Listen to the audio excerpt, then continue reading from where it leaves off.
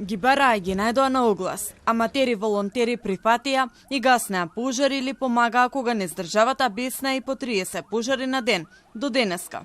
Овие 400 пожарникари немаат земено ниту денар од ветените хонорари, обвинуваат од СДСМ. Тие вела дека иако власта на овие млади луѓе им вети редовен ангажман, обуки и трајно вработување за најдобрите, оние кои беа селектирани и распоредени низ општините останале само со празни ветувања, наместо 24.000 денари. Опозицијата тврди дека станува збор за свесна измама и ефтин пиар на власта.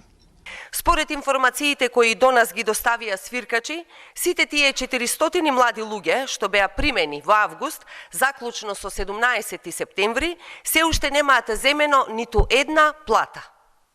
Извори во различни општини информираат дека исплатата е блокирана и не може да се реализира поради изборите, бидејќи станува збор за вонредно плаќање.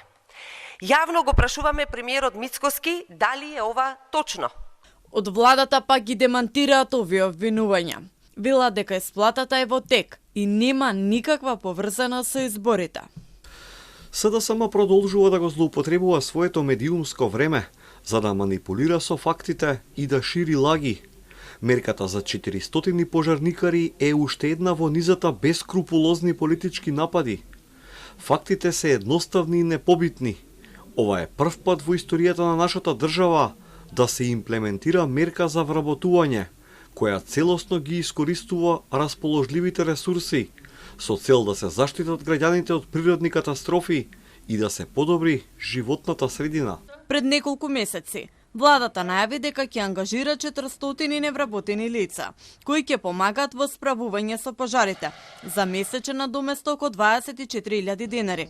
Но сега неизвестно дали во овие околности ќе добијат шанса за трајно вработување и дали воопшто овие хонорарци ќе прифатат во иднина да бидат дел од системот за справување со пожари.